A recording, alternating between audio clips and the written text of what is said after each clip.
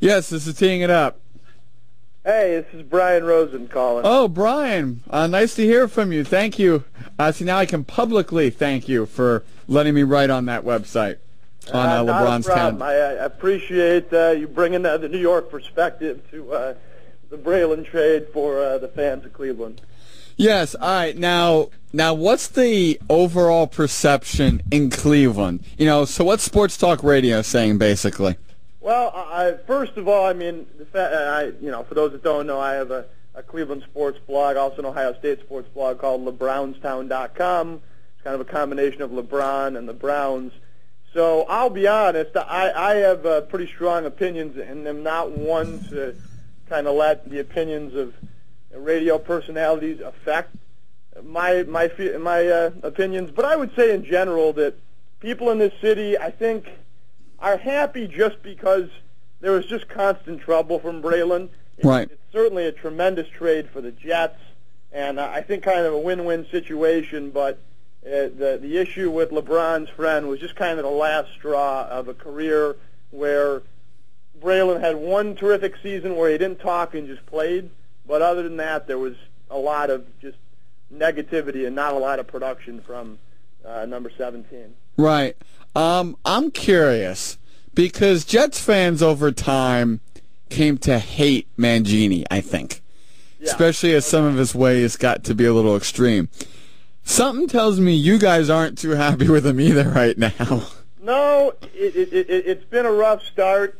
I like to think I have a cooler head than a lot of Browns fans, but what you have to understand about Browns fans is they're so passionate in that they always support the team no matter what. Right. But they will find things to be upset about and to complain about even when things are going well. A prime example is, yes, the Browns had and the Bills played one of the more pathetic football games conceivable, maybe ever, in the NFL this week with Derek Anderson throwing for 23 yards and the Browns winning. And 2 completions. It was horrible. But after the way the season has gone, you won the football game. So that should be enough to make people happy, and you still have people whining and frustrated about the performance.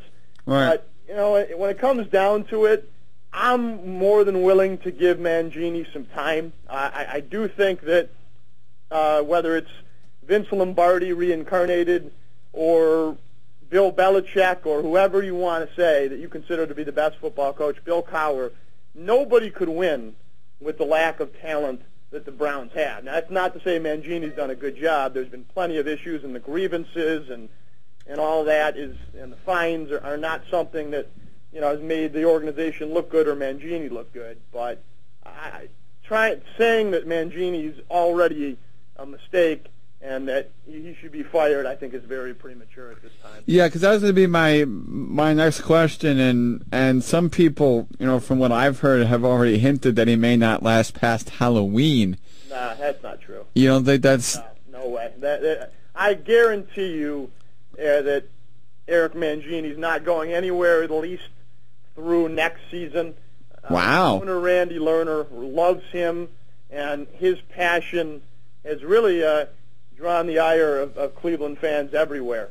Because as an owner, he's not a passionate owner at all, which is a whole other story. But he's somebody that, in ultimately calling the shots, has kind of put all his eggs in the Mangini basket, and he's got too much pride, even if it makes sense conceivably for them to make a move, to not go ahead and give Mangini all the opportunities. And like I said, I think that if things continue to deteriorate, he may be out of here after 2 seasons, maybe 3 seasons. But I'll tell you right now, anybody that says Eric Mangini is going anywhere this season is completely wrong. And I'm here to tell you that there's no way he goes anywhere. I'd give him a minimum of all of this season and all of next season, no matter what happens. That's a gutsy statement. Or at least in my opinion, it's a gutsy statement. Let me ask you this. Is there a quarterback on your roster who you guys trust? No, we don't have a quarterback. We don't have a franchise quarterback. I think you could make the argument under perfect circumstances, a la what Brett Favre has in Minnesota with the great line, the best back in football, and some capable receivers. I think that you can make an argument that Derek Anderson might succeed in the right system, but there's no real franchise quarterback, and unfortunately, I just think even worrying about the quarterback position is almost, as weird as it sounds, it's not even that important at this point because there's so much that needs to be corrected, and there's so much talent that needs to be added to this football team that, again, I don't think it would make even a tremendous amount of difference who the quarterback was until the talent on offense, the talent on defense is, such that they can compete. Right. We're talking to Brian here from LeBronstown.com. So what do you think the record for the Browns will be this year? It's tough to say. The last 2 weeks have been nice because the Browns have competed. I mean, as comical as it is, the Bengals, the only team in the NFL that has beaten every team in their division and at 5-1 leading what I think is the best division in football with the Super Bowl champions in third right. from a year ago. It's people I think are kind of are pleased with the fact there's been good efforts the last 2 weeks, at least in terms of the attitude and the fact they've been in 2 games and nearly probably should have tied last week on a very controversial goal, but that's a whole other story. Getting to your question, they won 4 last year. I think that's probably 4 to 5 is probably the high point for this team. They have Oakland and Kansas City, who are bad. Jacksonville's a winnable game, and well, there's your 4. I wouldn't discount that they can't maybe they competed with the Bengals, a team that looks like they have a damn good chance to go and play in the playoffs. So yeah, I would say that this team might be capable on the right day of beating a good team and maybe improving the record a little bit, but I'd say 5 is probably the maximum at this point. Yeah, I can agree with that. I think that the games which you mentioned are probably the winnable games for you guys. Last question, changing topics. Wonder what this is going to be. This wouldn't have to do with a basketball player, would it? Is this the question you guys always get asked? We do. My website's called LeBronstown, so I think that my answer, it wouldn't surprise you what I'm going to say, because I'm just out of college, and to have a website that I took over called LeBronstown, I'd be pretty stupid to have that name and not feel pretty confident in where LeBron's going to play next year. Now, see, I also think that he'll stay in Cleveland, but a lot of people don't. But all right, now for the non-Cleveland residents, all right. So so for most of my listeners, is there a factor which most people are forgetting as to why he would stay in Cleveland? I honestly think that it's hard for people to sometimes imagine that he would stay in Cleveland when you consider the city versus other cities like in New York. Right. And I interned at the WFAN, so I know the New York mentality, I think, pretty well, and it's a great place. So I understand why there's a certain air about the New York sports fan and a love and a perhaps cockiness about the sports fans there. But I think that it's not even about the hometown aspect.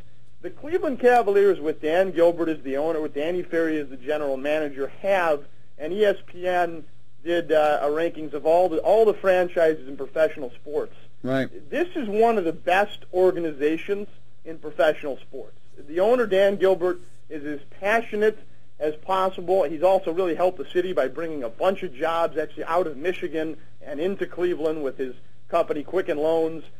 The attitude of that entire organization, from top to bottom, the lowest person on the totem pole could be a janitor. They are so organized and committed to fan hospitality and to success on the basketball court and just doing things the right way that I think LeBron would be hard-pressed to find a true organization that is in a position to succeed as much as the Cleveland Cavaliers are. I think that this is an organization that would be even more respected, and I think noticed, actually, is probably a better word than respected, if it wasn't in Cleveland.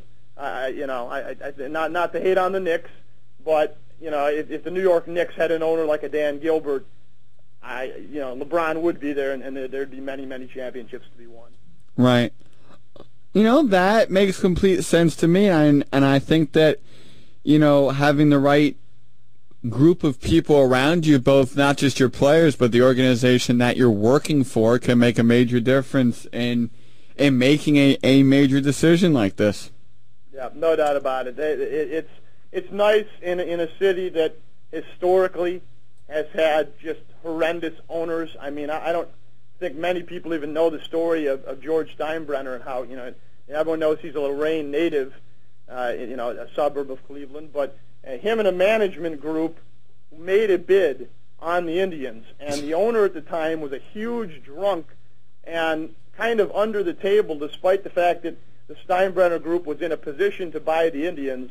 The drunk owner actually sold the team to another gentleman, and obviously the rest is history. So I think that when you're working from that sort of background, that kind of defines the typical owner of a Cleveland sports team. Very poor in terms of whether it's decision makings or passion or whatever. It's refreshing to, again, not only have an owner that's very good in general, but that is really among the very best and has built an organization that is among the best in professional sports. Yeah.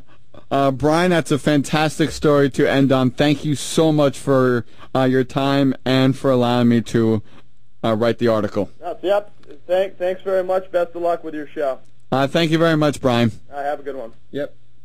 That is Brian Rosen of LeBronstown.com.